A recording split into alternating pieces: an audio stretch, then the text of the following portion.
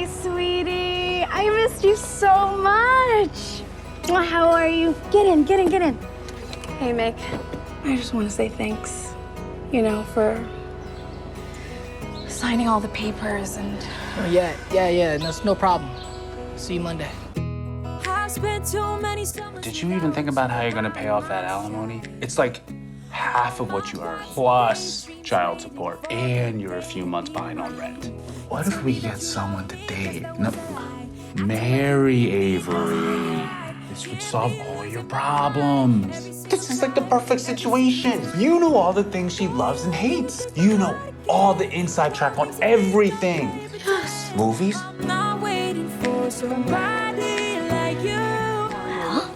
Hello, soldier. Food? It used to be an opera house, and there was this infamous gang massacre here. Wow. Which makes total sense for you to be here right now, Why is that? because you're killing it. Oh. Flowers. Hi, Avery. Hi. You look amazing. Oh.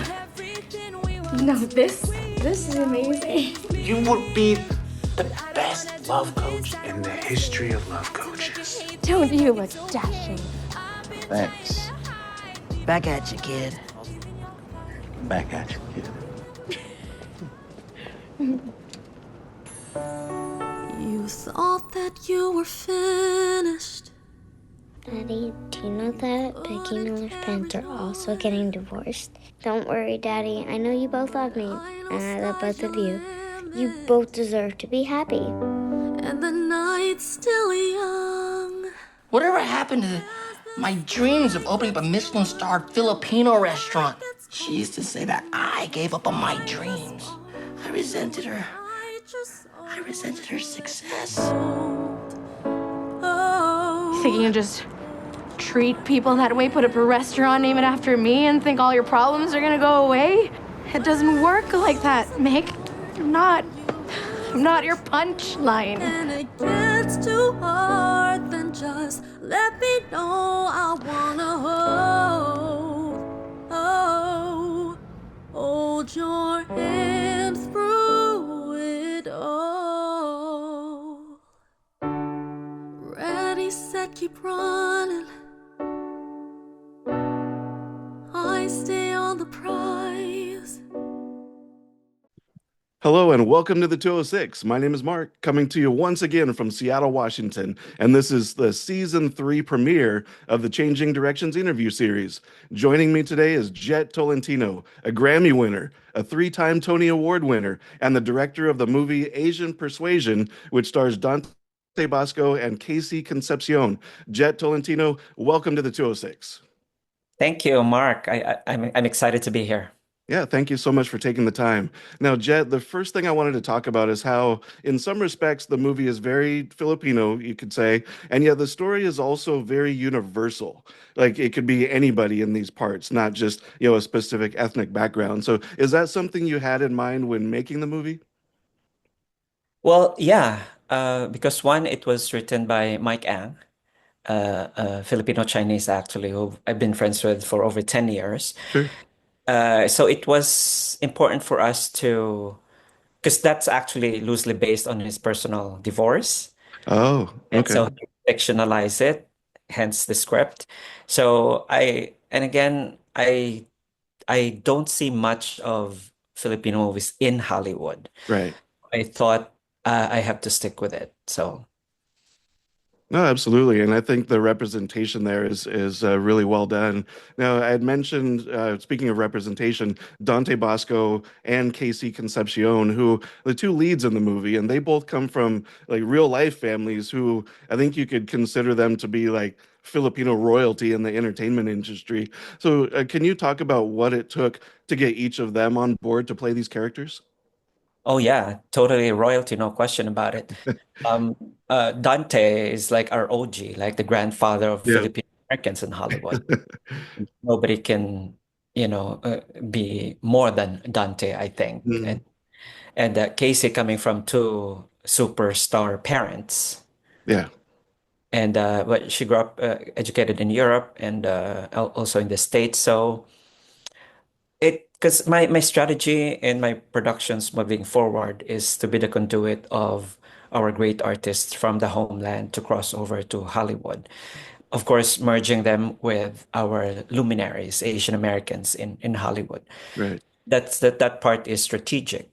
Um, the process of getting there is quite easy. Actually, out of the 28 speaking roles, 26 of the actors are personal relationships. Oh, wow. My Nice. casting directors had only to look for two actors. Wow, that's amazing. We're done, yes. So now with that, Jet, we spoke briefly before recording here. You're also a producer for two other movies, one being Lingua Franca by Isabel Sandoval and Nurse Unseen by Michelle Josue, who you've mentioned are personal friends of yours. And both of the movies really highlight that diversity and that Filipino experience here in America that you're striving for. So what did it mean to you to be able to present such a diverse cast in your movie as well? Yeah, oh my God, I stand on the shoulders of those two women who were ahead of me in terms of pushing for Filipino American stories, right? Yeah. I mean, Isabel Sandoval is such an auteur, and Michelle coming from a documentary space. Hmm. Those are authentic voices, and I'm actually anxious for they haven't seen the movie yet. I did not send them any screener. Oh, wow. So you're looking for their feedback too. Yeah, Michelle is attending my Q&A in LA, so Oh, wow. Okay. we'll see about that. I'm not sure because Isabel is in North Carolina, and Mm, I'll send her the. We have one screen in North Carolina, but it's like 12 miles from her, okay. so we'll see about that. Um, but yeah, I'm anxious and curious at the same time on how they would perceive this. Again, it's a rom-com. Right. It's something light. I just wanted to throw my hat in the ring to contribute to our Filipino American storytelling. Yeah. Yeah, no, one of the things that I really kind of felt when I was watching the movie, it's set in New York, so it's got that kind of New York feel to it, but it also feels like a movie that you might find on the Filipino channel or ABS-CBN or something like that. Were you trying to incorporate that type of DNA into the movie as well? Well, ABS is an investor to the film. That's why the Right, animated logo in front of the film. Yes, because culturally, ABS-CBN is such a master in having this formula with rom-coms. I have to say that my film, Asian Persuasion, is a bit different because I personally I leave space for the audience to participate. right. Like at the end, I love open ending because I want the audience to come in and say, what do you think if you were her? What would you do? Because to me, art is like that. It's a two-way street. I don't like this spoon feeding part of the storytelling. Sure. Otherwise, why would I bother doing that, right? Yeah, So exactly. yeah, so there's some parts here, somewhat ABS-CBN, but overall, it's I have to say I'm a little bit different. Absolutely. Like I said, there was definitely that kind of unique, very New York flavor in there as well. So well done with that. Now, speaking of New York, and I mentioned before you are Tony Award winner on Broadway. So going from being a producer in the Broadway field, what was the biggest challenge you face making the leap to being a director and the person calling the shots in that respect? You nailed it with that question. Yeah, it wasn't more of a challenge actually. It's actually empowering because of all the 18 shows I've done on Broadway, I was just, behind the director and Mm, it's always they're calling the shots, right? And of course, there's this conversation made, but at the end of the day, it's the director's decision. Um, mostly, right? And then right. here when I ventured into filmmaking, it's empowering because like, oh, this is what I've been missing. I now call the shots, right? Yeah. And my family and close friends, they told me, you know what, Jeff, this would make sense because you tend to tell us what to do all the time. So you just So they felt it fit your natural personality yeah. anyway. They were like, yeah, it'll come natural. So go for it. So it's really a logical step for you Yes. to go this Yeah. direction. Uh, yeah, I wasn't mindful. I was doing that. I thought it was just a normal thing. Yeah, yeah. No, that's great. And I think that shows up in Yeah. the film as well, and kind of a seamless experience there. So, Yeah. Jet, what is a skill or experience that you feel that you gained while making this movie? Something that you'll bring to future projects as well. Well, I think before we talk about that, I'll just have to Hmm. have a step back. I think before taking on any project, may you be a producer or director, it's about knowing the project, right? What it's about. Like you should be able to answer questions, so especially of investors who will fund the movie. I'm coming Right. from a commercial space, so all my projects, when I'm the lead producer, it's all private equity.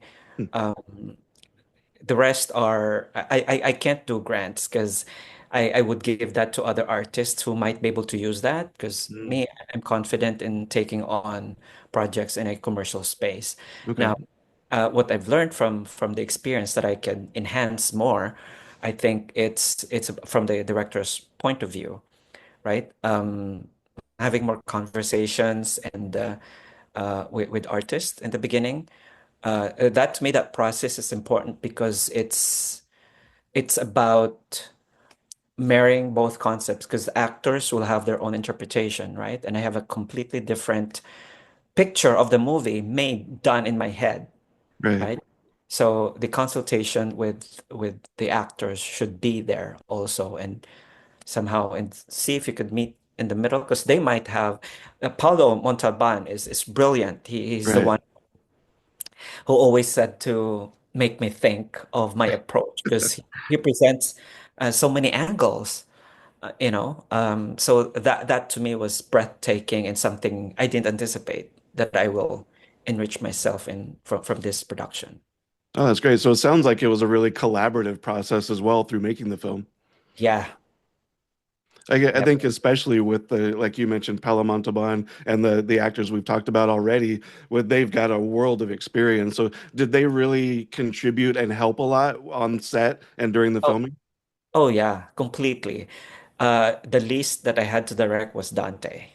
That's the Oh least that I wow. had to direct because, but I think he did a breakthrough for me in the film when he was standing outside Miss Avery. Mm. Because again, I've seen his film before, but I've never seen him vulnerable. Oh, So okay. after that take, we hugged, and Nice. he said, "Yeah, I see you. I felt it." And with well, of course, Casey, having been also in the industry for over 30 years, Mhm. same with Paulo, but I have to say the most surprising for me is Kevin. Hmm. Because again, he was coming from a reality show, right? Oh, okay. Like Empire. I was Yeah. actually so worried. Because but he has the comedic chops, right? You've seen the movie. Oh yeah, definitely. Yeah. He actually teams up with Dante perfectly, Mhm. like they're really best friends. Right. I surprised that he knew the words, he knew the next line for the other actor. Yeah, he was very surprising to me in this production. Yeah, Nice. Now, in a one of the, oh, go ahead. Sorry. in a nice way. Yeah. Yeah, absolutely. Now, one of the things that's represented in the movie, not as much visually as it's talked about a lot, is the types of Filipino foods. Is Yeah. that something that you wanted to make sure was like different dishes were mentioned and that type of stuff to kind of sneak in that piece of the culture? Because food is obviously very important to not just Filipino culture, but any culture as far as representation.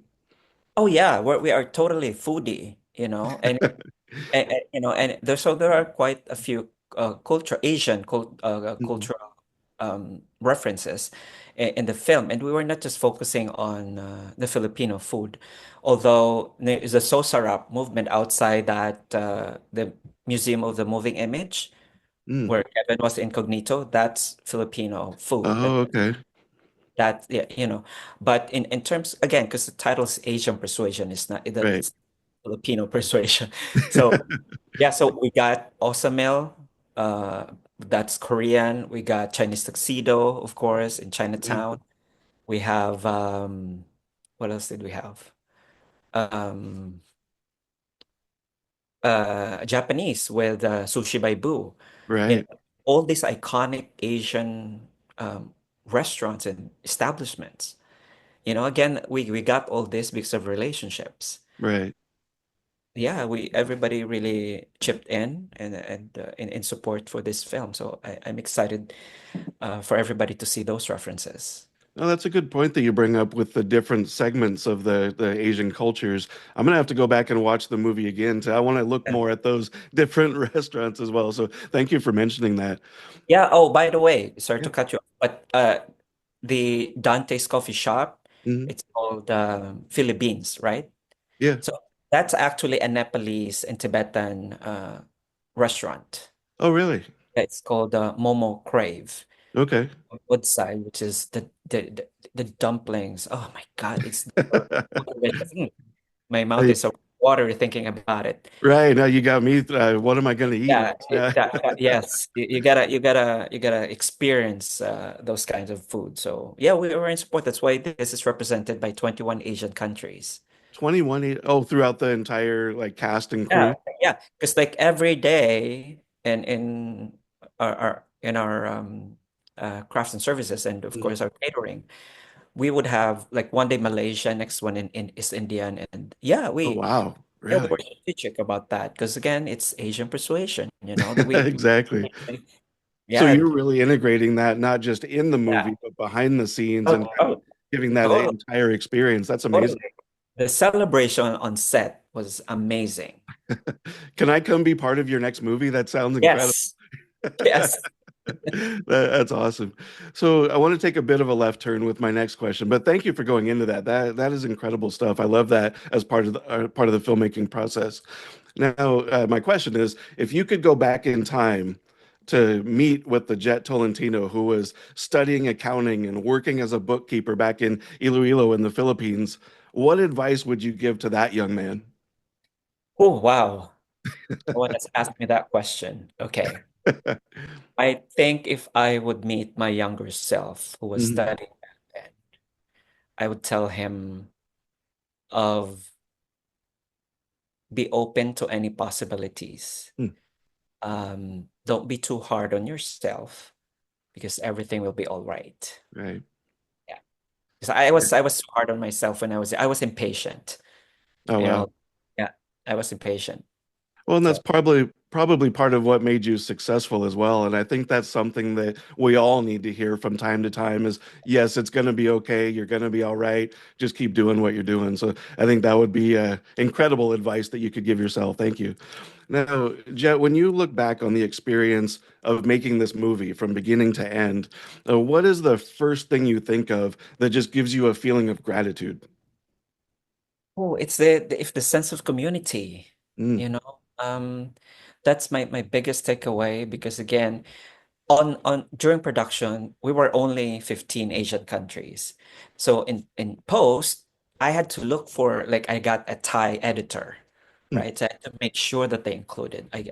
Um so I had to go like even our Foley artists. I gotta know where their heritage because I wanted them to be a part of it. So that to me is my brightest joy, I suppose, especially with the 10 female Asian filmmakers who are department heads. oh, None wow. of them, none of them has ever been a production head. Over 10 years in the industry, they've always been production assistants. They were never given the opportunity to. So, it's a big gamble for us, but yeah, big gamble, big rewards, right? No, absolutely. No, I love that you say community with everything that we've talked about so far, because that really kind of puts a button on the entire, like, all the different topics that we've discussed. And I think that also shows up on screen is that sense of community with the family aspects and the friendships. You talked about the best friends and just all of those different things. So I think if you had intentionally set out especially, like we talked about for a moment, just this is your first time as a director. I think that might be your biggest success there, is creating that sense of community, which then fueled what we see on screen. So I love that. Thank you for that answer. And I think that's probably the best way we can wrap up this interview as well. So Jhett, thank you so much for who you are, for taking a stand for the things that you believe in. Thank you for making this movie. And then also, of course, thank you for taking the time to do this interview today. Just, want to say all the best to you, and good luck in the future as well. Thank you. It's my pleasure. And yes, I'll invite you to my next production if you're ever Guam, because my next film I'm producing that with Rosario Dawson. So Oh, yeah, really? Oh, wow. One of my favorite actresses. There we go. exactly. All right. Thank you so much. Now, the movie is Asian Persuasion. This is director Jhett Tolentino. My name is Mark, and this is the 206 Changing Directions interview series. Now, all of my interviews and movie reviews are available on 206.com, including my review of Asian Persuasion. Thank you so much. Be safe, and we'll see you next time.